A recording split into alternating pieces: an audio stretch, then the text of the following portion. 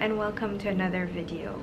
So today's video was inspired by my recent reading of Patrick Leigh Fermor's travel writings as he traveled on foot across Europe, and this has given me or nourished my need for travel since I have been grounded for over a year now. And so I thought of other books that have equally transported me to different places.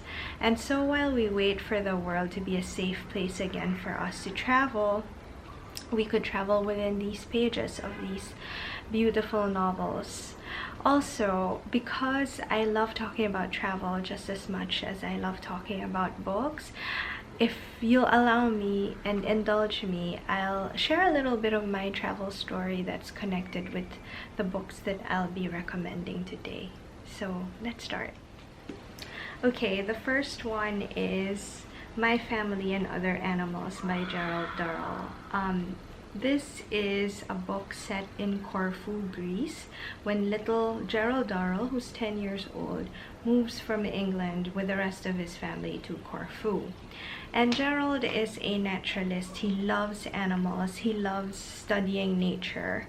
And what better place to nourish that love for the natural world but in Corfu, and being exposed to the flora and fauna of Greece. And so the best thing about Gerald is that he's a naturalist, but he's an ever-curious boy, but he doesn't have any type of prejudice. He respects all and every kind of animals, and he applies this same kind of respect for Greece, for the culture that he was living in at that time, no matter how different the people have been with what he was used to from England. And so that to me was the best thing about this little boy, this Gerald Durrell. And we could learn a lot actually with his attitude towards travel or towards being respectful of other people's cultures. In his family, he was actually the first one to have made friends with the locals. He quickly learned the Greek language, and he never had any kind of prejudice against, you know, the Orthodox culture or how traditional Greece, especially in a Greek island, life was compared with his life in England. And for my own travel story, Greece is my favorite travel destination in the world. I've had the opportunity to travel there a few times. I haven't been to Corfu, unfortunately, but I have been in the Ionian Islands in Zakynthos. It's actually my favorite Greek island, and it's so beautiful, crystal clear waters. But also it's not just the beaches, but they also have lots of other natural landscapes and archaeological sites. The city is rich in culture and history and amazing food. But Greece in general is such a lovely place to travel. Greeks are very friendly and hospitable. They'll extend a lot of their help to travelers as well, and particularly if you're traveling in the off season, like maybe before Pascha or during the winter when there are less tourists.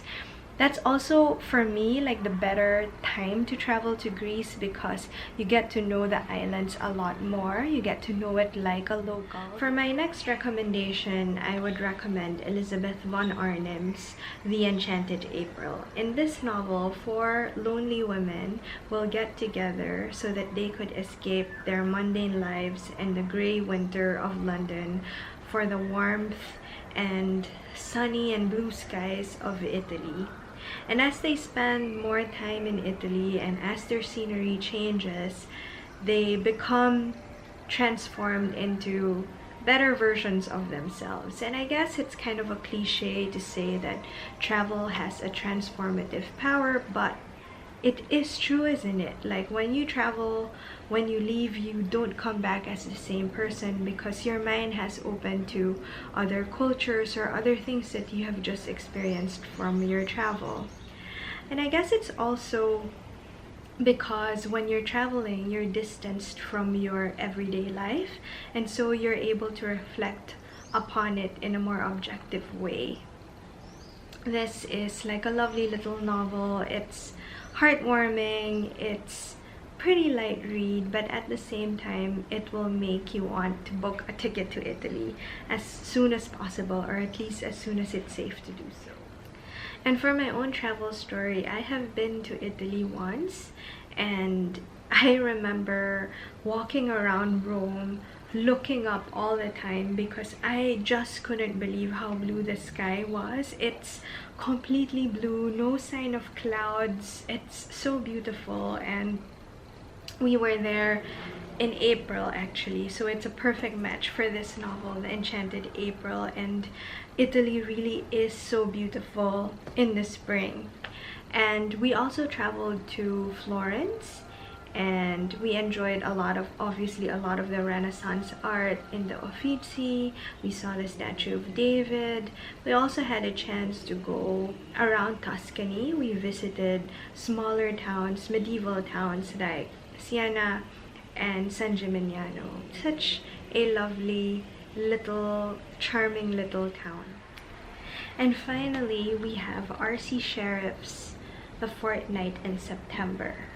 This is what you would expect typical of a Persephone book. It's such a cozy little read, and it's about this family's annual vacation to the south coast of England. And as the title implies, The Fortnight of September, it follows the family from the day before their travels all the way to their actual holidays, and it captures all the different emotions that one goes through as we prepare for travel. So there's this delicious anticipation the night before, the frenzy of the train journey to the south coast of England, and then the actual holidays, you know, those lazy days spent at the beach where you become a different person. You don't talk about your daily life that you left behind. Instead, you are that, as I said in the earlier book,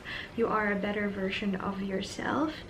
And then there's also like the last few days of the travels when you start to feel kind of nostalgic, even before you left the place, and you start to feel nostalgic for the routines that you have developed for the past 2 weeks that you were on holidays, and you start to feel kind of lonely going back to your daily life.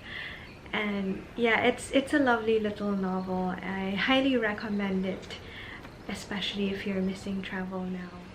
And this novel actually has a very special place in my heart because I brought this along with me on my own fortnight in September. That was September 2018, when I went on like an epic travel in Europe, because that was the very first time that I actually did I traveled to so many places across Europe. So we went from Lisbon in Portugal down south to Faro, and then Sevilla in Spain up to Barcelona.